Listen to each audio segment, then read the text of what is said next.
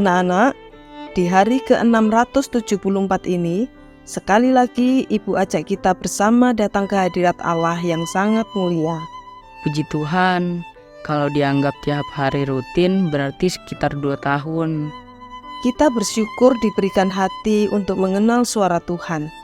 Kali ini, membicarakan tentang bagaimana Yesus membangkitkan anak seorang janda di gerbang sebuah kota kecil bernama Nain.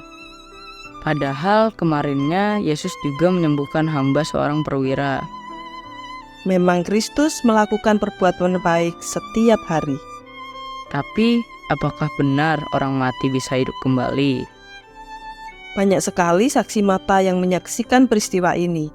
Murid-murid, serta beberapa kerabat dan tetangga yang mengantar pemuda itu. Oh, berarti pasti bukan rekayasa, karena banyak saksi. BRH mau tahu apa saja yang terjadi dan makna buat pemirsa BDKA. Adik-adik, kita akan kembali berpetualang dalam kerajaan Allah. Namun sebelumnya, mari kita berdoa mohon pimpinan Tuhan. Sekali lagi kami menghampiri tahta Tuhan, mengucap syukur untuk kesempatan kami belajar akan firman.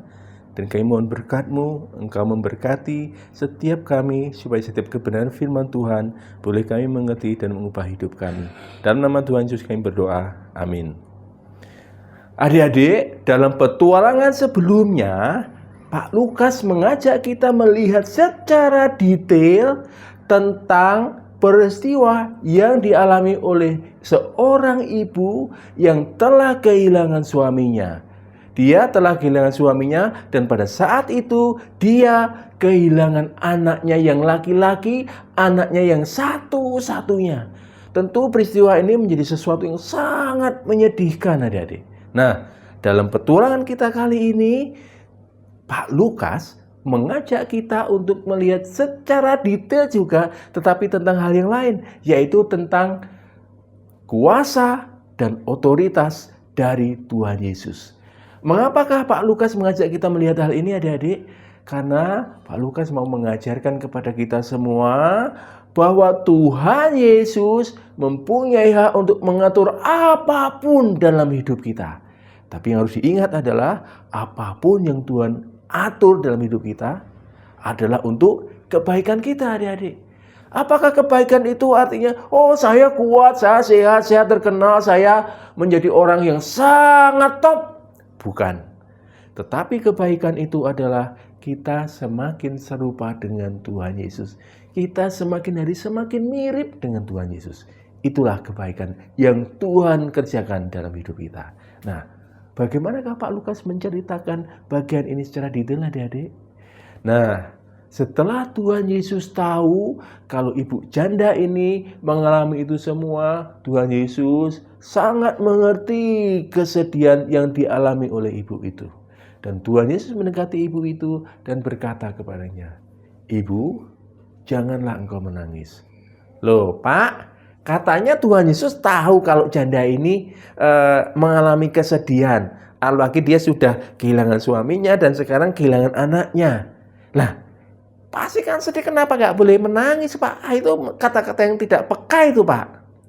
Adik-adik, kalau itu dikatakan oleh orang lain mungkin menjadi perkataan yang tidak peka dan menjadi perkataan yang kurang ajar. Tetapi ini yang mengatakan adalah Tuhan Yesus. Dan Tuhan Yesus mengatakan dengan lemah lembut. Ibu ini harus mendengarkan perkataan Tuhan Yesus. Mengapa? Karena perkataan Tuhan Yesus bukan saja disampaikan dengan lemah lembut, tetapi juga disampaikan untuk memberikan semangat dan pengharapan bagi ibu ini. Dan itulah yang dirasakan oleh ibu janda ini. Sehingga dia harus mendengarkan apa yang dikatakan oleh Tuhan Yesus.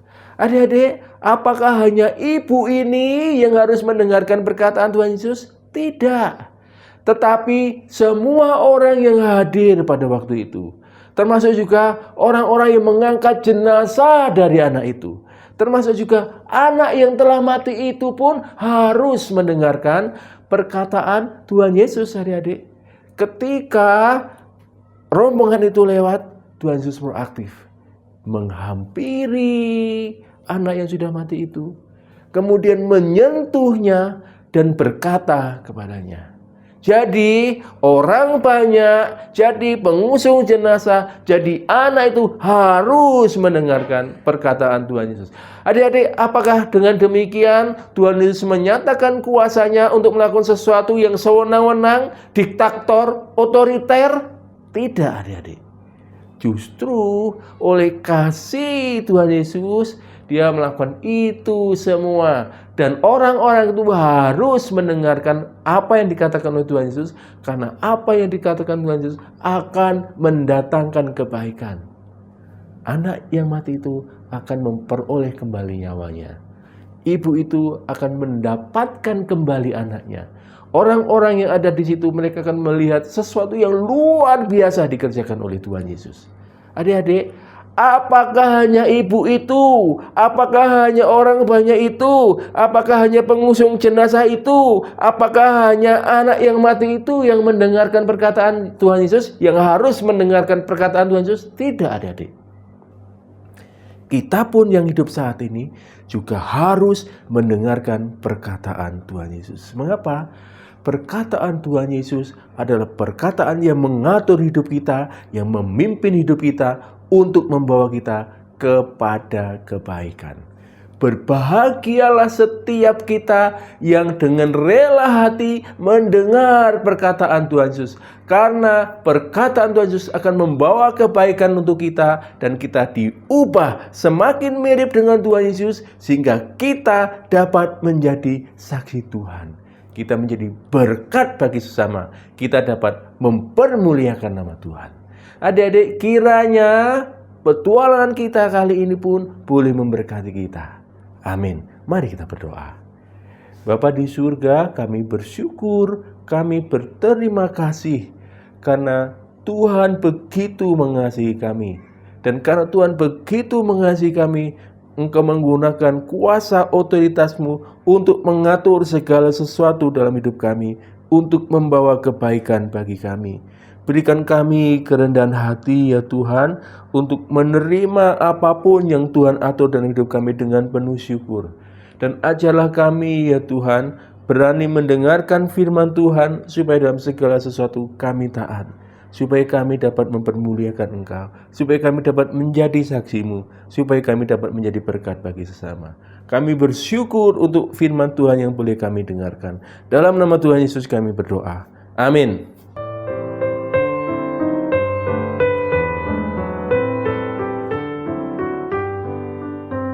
Berham masih bingung, apa yang dimaksud dengan otoritas?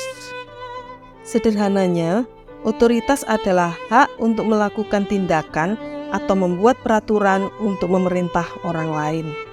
Kalau begitu, Yesus yang paling tinggi otoritasnya.